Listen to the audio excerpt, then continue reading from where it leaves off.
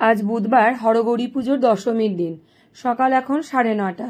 পুজো প্রায় শেষের দিকে। আমরা এখন বসে আছি মন্দিরে মাকে প্রণাম করে।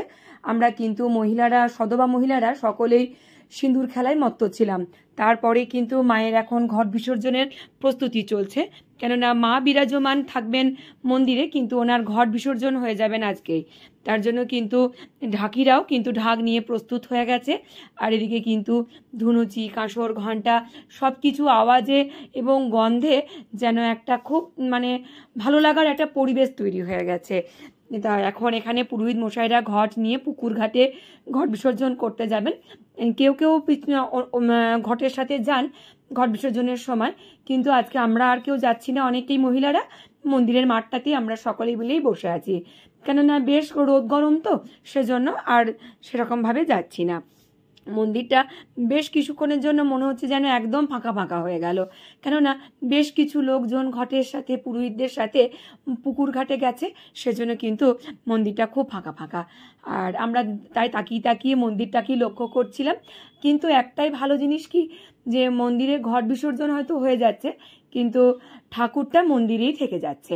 কারণ যাওয়া আসার পথে মায়ের মুখ্য দর্শনটা যে করতে পারবো, এটা কিন্তু একটা নিশ্চিত আছি আমরা, যে আমরা এখন কিছুদিন শ্রাবণ মাস পর্যন্ত মা যেহেতু মন্দিরে থাকবেন, তাই কিন্তু মাকে আমরা সকাল সন্ধ্যে দুবেলায় দেখতে পাবো।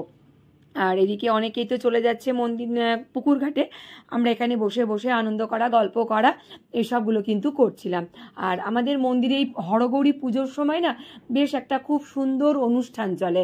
সেই দুর্গাপুজোর পরে মাঝে একটা এই হরগৌরী পুজোটা হয় বলে হরগৌরীতলার বাসীদের কিন্তু বেশ একটা আনন্দের মুখ দেখতে পায়। কারণ একটা বছর পুরো অপেক্ষা করতে হয় না, মাঝের একটা সময়ও বেশ আনন্দ করতে পারি আমরা সকলে মিলে। আর অনুষ্ঠানের কথাটা যেটা, এখানে যে অনুষ্ঠানগুলো হয় সন্ধ্যাবেলায় কিন্তু ছোট্ট ছোট্ট নাচ গানের বেশ ভালো অনুষ্ঠান চলে। আর দিনের বেলার দিকে আগে হতো যেটা, একটা বেশ প্রতিযোগিতামূলক নানান রকম অনুষ্ঠান চলতো, যেমন বাচ্চাদের জন্য আঁকার প্রতিযোগিতা, গানের প্রতিযোগিতা, নাচের প্রতিযোগিতা এরকম চলতো। আর কিছু মহিলাদের জন্য থাকতো মিউজিক্যাল চেয়ার, থাকতো মোমবাতি জ্বালানো, শঙ্খ বাজানো, নানান রকম কিন্তু এরকম কিছু প্রতিযোগিতা ছিল। তাই সেগুলো নিয়েও আমরা কিন্তু সবাই খুব আনন্দ করতাম।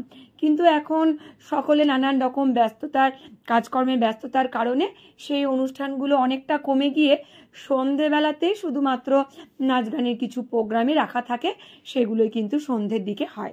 এদিকে ঘট বিসর্জন করে সকলে কিন্তু পুরোহিত মশাই, ঢাকি সবাই কিন্তু চলে এলেন আবার মন্দিরটা আবার কিন্তু একটু বেশ সবার লোকজন নিয়ে বেশ ভরাট হয়ে গেল।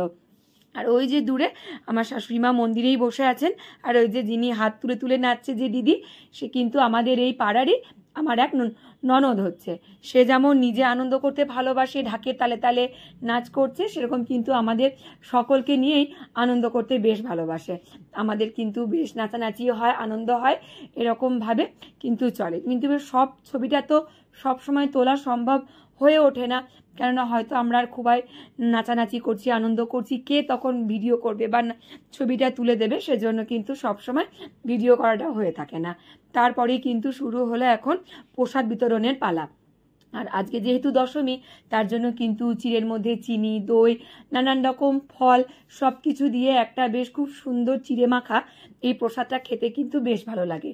অন্যান্য দিন যেমন মন্ডা প্রসাদ বা ফলকুচি প্রসাদ থাকে, আর আজকের দিনের জন্যই অপেক্ষায় থাকি এই চিড়ে মাখা প্রসাদের জন্য। নানান রকম যে ফলগুলো থাকে চিড়ের মধ্যে দিয়ে সব কিছু একসাথে মাখিয়ে দেয়। আর অন্যান্য দিন কি সন্ধেবেলাতেও লুচি প্রসাদ থাকে, কিন্তু আজকে তো দশমী, আজকে তো আর সন্ধেবেলায় কোনো লুচি প্রসাদও নেই, শুধুমাত্র চিড়ে প্রসাদ এই সকালবেলাতে। আর এই চিড়ে প্রসাদটা খেতে কিন্তু বেশ ভালো লাগে। আর আমরা এই দুর্গাপুজোর দশমী বলো আর এই হরগৌরী পুজোর দশমী বলুন, আমরা কিন্তু এতটাই মজা করি, সিঁদুর খেলা থেকে শুরু করে ঘট বিসর্জন করতে যাওয়া, তারপরে চিড়ে মাখা খাওয়া, নানান রকমের নাচ গান, ঢাকের তালে তালে নাচ করা, বক্স বাজিয়ে নাচ করা, এগুলো কিন্তু হয়ে থাকে। প্রসাদ এদিকে তো খাচ্ছিলাম, আর এদিকে আমাদের মন্দিরেরই এক দাদা, গোপালদা, সকলকে কিন্তু মায়ের চরণের সিঁদুর একটি করে সবাইকেই দিয়ে গেল। তারপরে কিন্তু সিঁদুর মাখা মুখ নিয়ে মায়ের সামনে একটু করে ছবিগুলো তুলে রাখলাম। এই আনন্দগুলোই কিন্তু এখন রয়ে যাবে।